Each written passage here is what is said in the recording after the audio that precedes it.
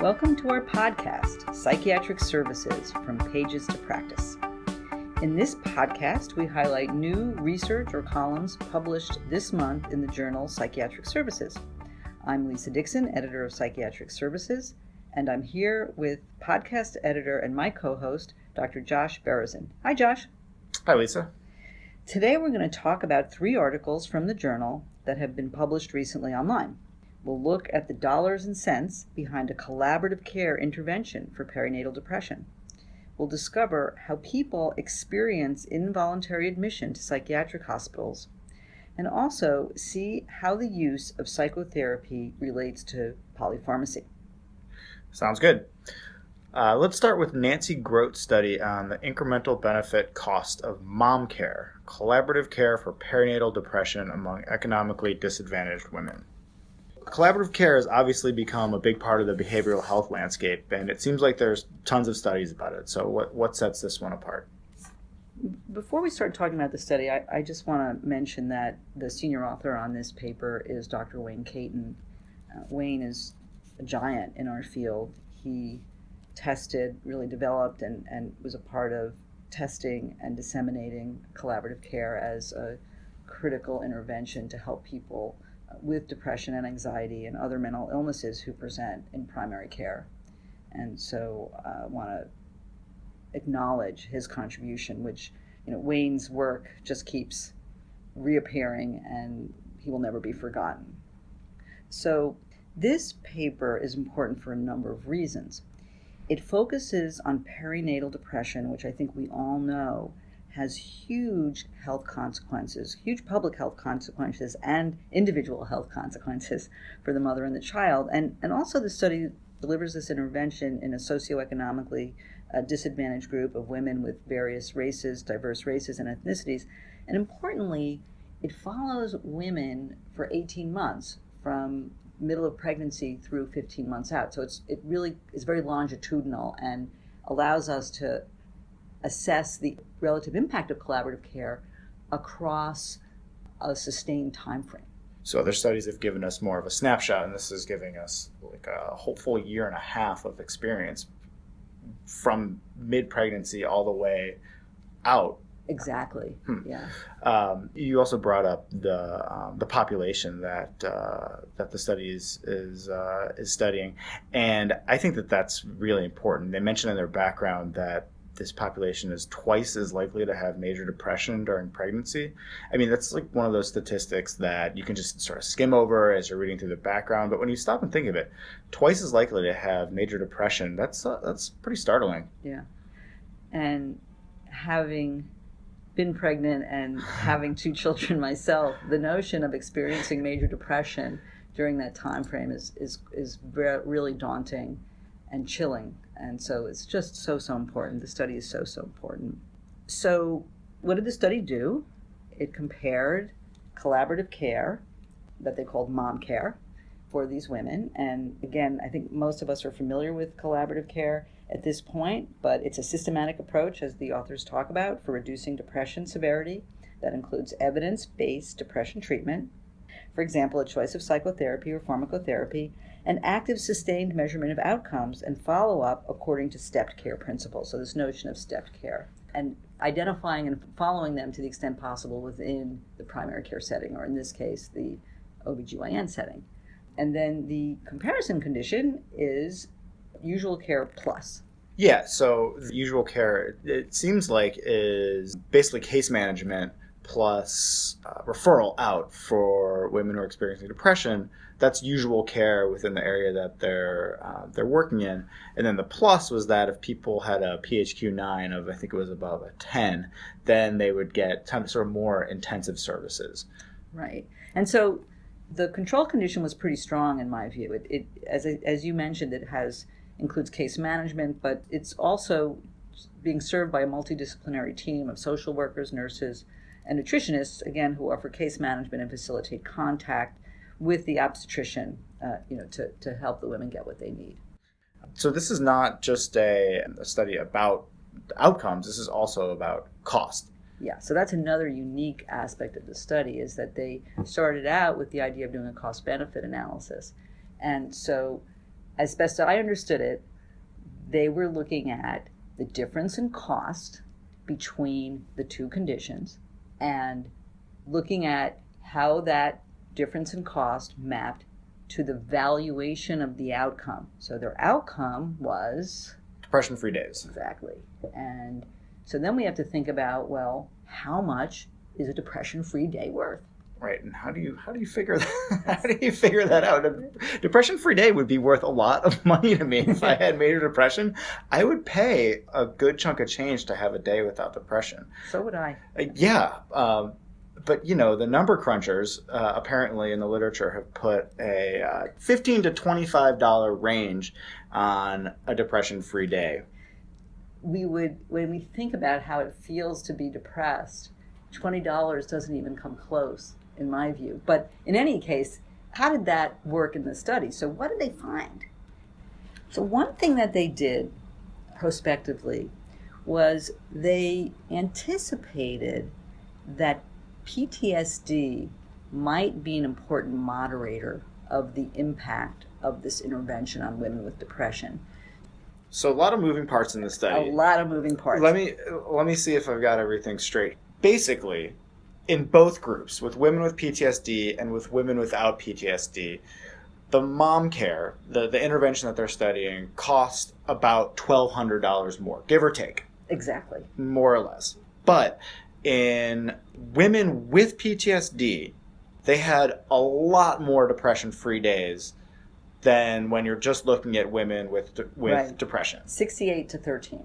Okay, so basically one way of thinking about this is, would it really be worth it doing this more expensive intervention in a group that you're not going to get very much bang for your buck? You're not really going to get very many more depression-free days.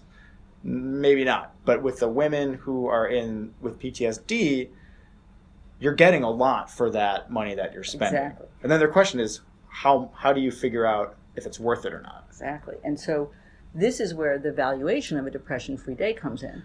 So if we say that a depression-free day is worth $20, which, again, we've already talked about the fact that we think it's probably worth way more than that. But in any event, if, as consistent with the literature, if we say that it's $20, well, actually, turns out mom care has a good cost-benefit outcome for women with major depression and probable PTSD. And if you value your depression-free day at $20 or more, you really have a good deal. And the mom care costs a little bit more, but you get all that back in the value of the outcome and possibly more. Not so much for the women without PTSD. One of the analogies that they used at the end that I found very helpful was that essentially, if you do the math for women with PTSD, mom care gives them basically 2 months of days without depression for $2.50 a day. So clearly that would be, well, to me, that would be worth it. I think that this was a terrific study and one that really pushes the envelope. It pulls in all the important things we need for science and policy. Mm-hmm. We want to have good science, we want to have outcomes, and we want to have value. The trifecta.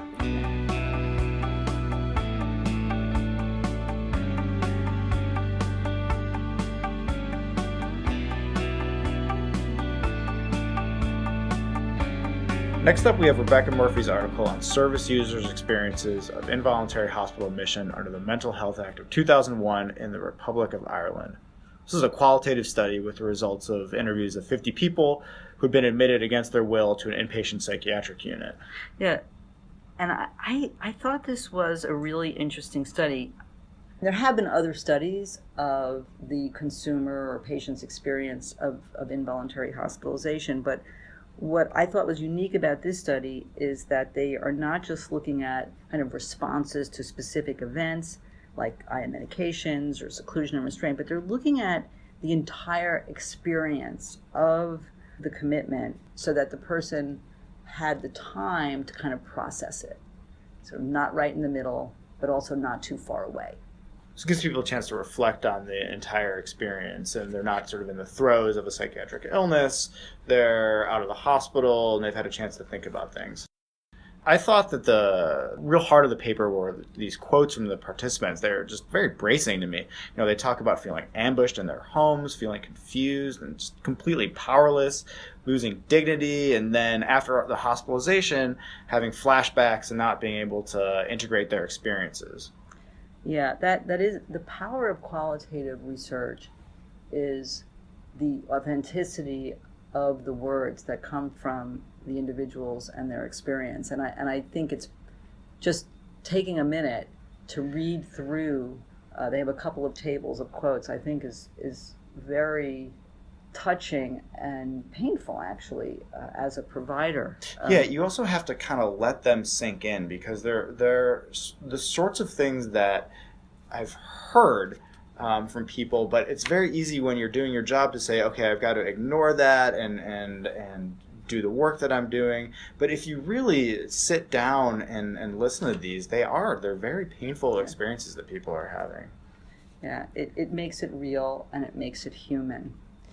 And just to reflect a little bit more on what they found, it's not a surprise. It's not a surprise that people would experience involuntary admissions in, at least to some extent, in a negative manner. But what can we learn from this? If we go beneath the surface of their findings, for me, I said to myself, well, there are some lessons here. There are even simple lessons and ways that these data teach us how we can do better. And I wanted to focus on two of the themes. One was lack of emotional and informational support, and the positive person-centered encounters.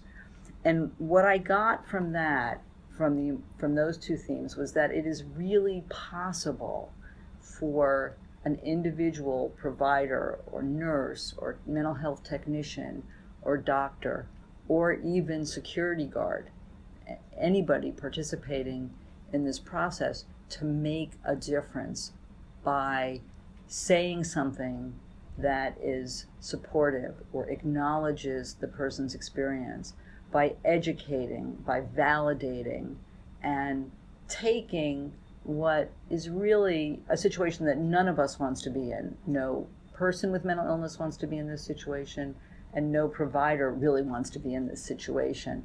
And it gives us a roadmap to being, to at least minimizing the pain of this. Right. One of the questions that the whole study brought up for me was, what sorts of things lead to those interactions? Is it just that you have these very special people who are saints who know the right thing to say at the right time? Or is it something about the patient that's going on and where they are in their process? Or hopefully, is there something that we can do in the system to make these interactions that you're talking about more frequent, whether that's training individuals or changing the way that people are admitted? Or yeah, so we don't have to leave this to chance, and we shouldn't leave it to chance, because right? we're going to screw it up. Right. And the authors themselves provide a really helpful list of steps that should be taken based on what their data found. That we need to provide knowledge and training to professionals in how to work in these kinds of situations, to choose respectful dialogue, and I'm just taking from their words, and choice when possible, to openly acknowledge and discuss the person's experience. And there is no reason why we can't build that sort of response and those management tools. There's no reason why we can't make that the standard. What do you think has stopped us from making that the standard up until now?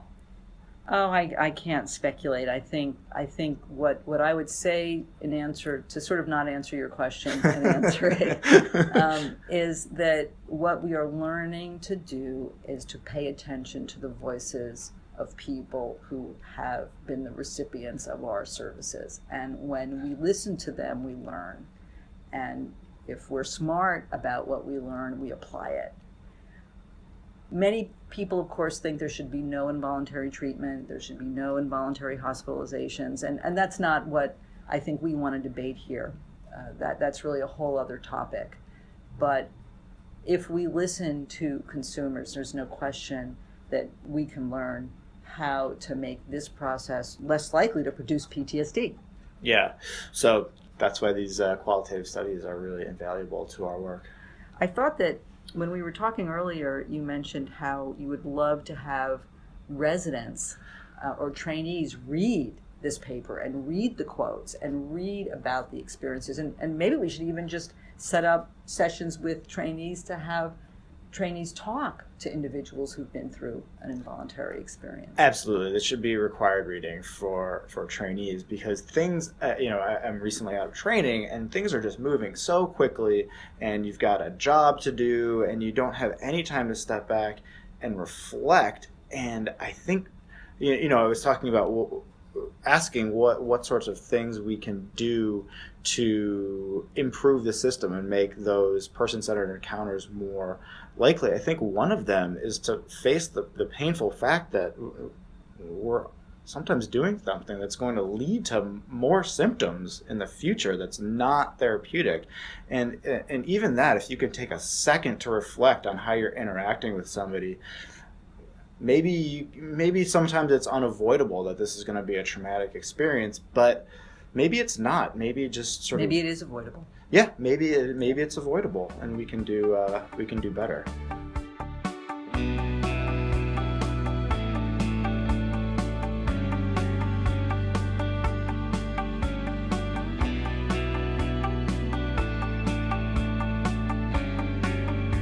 And to wrap things up, we have Juan Hincapie-Castillo's study on the prevalence of psychotherapy surrounding initiation of psychotropic polypharmacy in the Medicaid-insured population, 1999 to 2010. That is a mouthful. Yeah, you guys don't really skimp on the titles in well, psych it's a very services. descriptive title. It is, yes. I know exactly what I'm in for.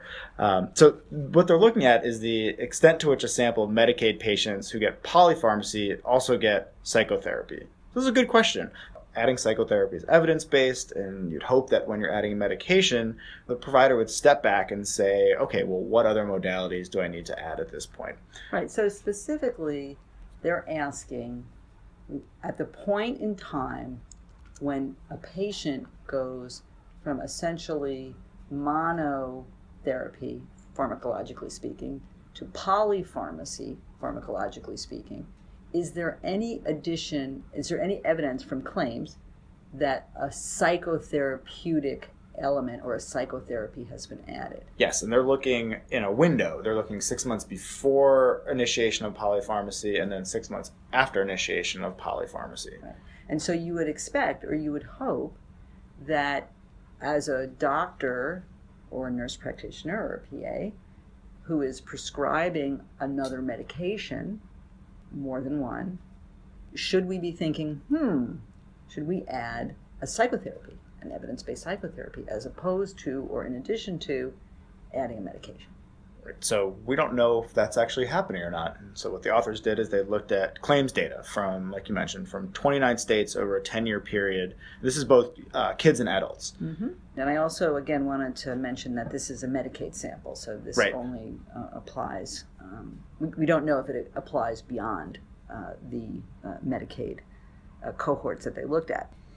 So again, we're looking at different cohorts from 1999 to 2001, 2000 to 2002, all the way up to 2008 to 2010. So these 3-year cohorts. And basically, here's the pattern. The rate of psychotherapy started anywhere from, say, 20% in the first cohort to close to 40% in one of the middle cohorts.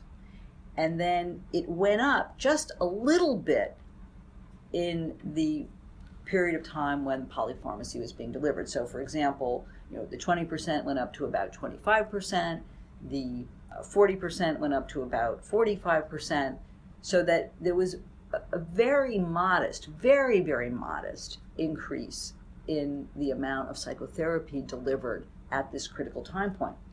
Now, for adults, the rate of psychotherapy being delivered was actually quite a bit lower, and the increment was also minimal. So, for example, in 1999 to 2001 for adults, they started out with about 10% of patients receiving psychotherapy, and that went up to somewhere around 13%.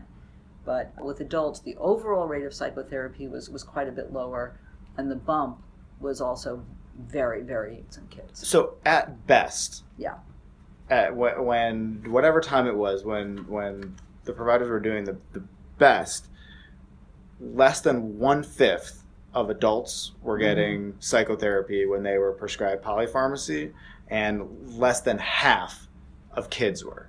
Mm-hmm. Exactly. Okay, and so these are concerning.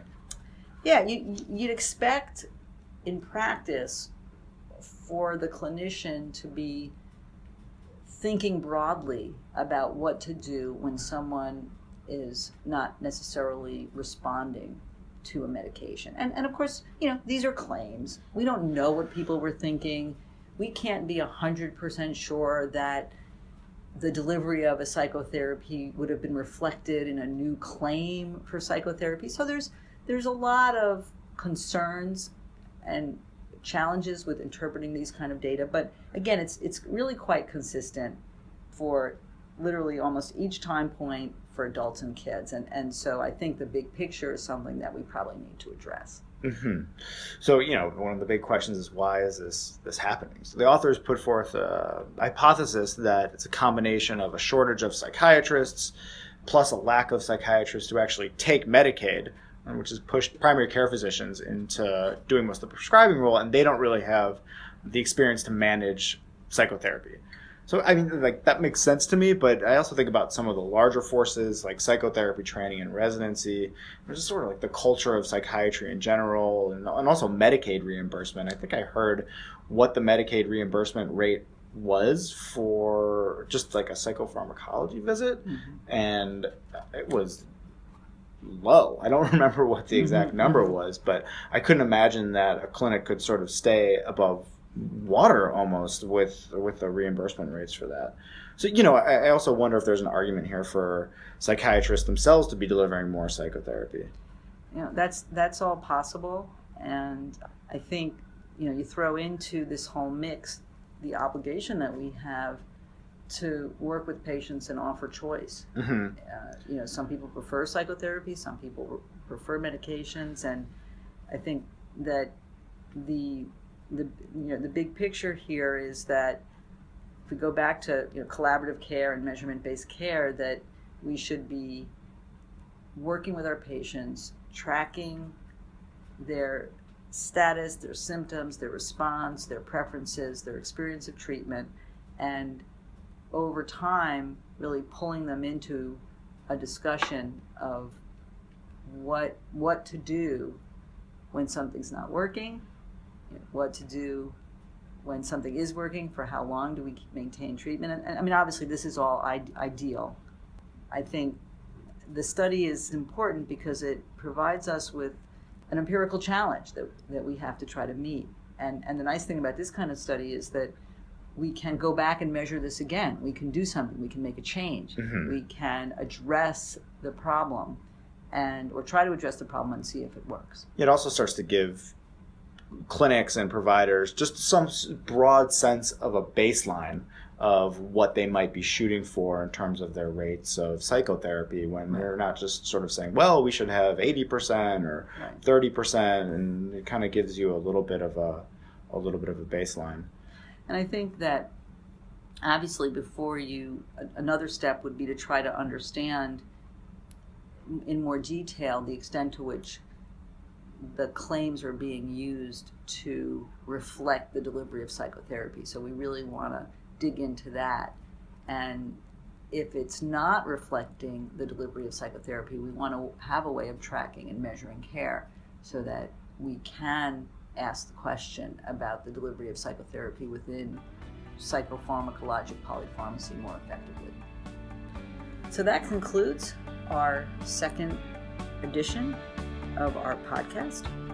We invite you to visit our website, ps.psychiatryonline.org, to read the articles we discussed in this episode, as well as other great research. We also welcome your feedback. Please email us at psjournal@psych.org. I'm Elisa Dixon. And I'm Josh Berezin. Until next time.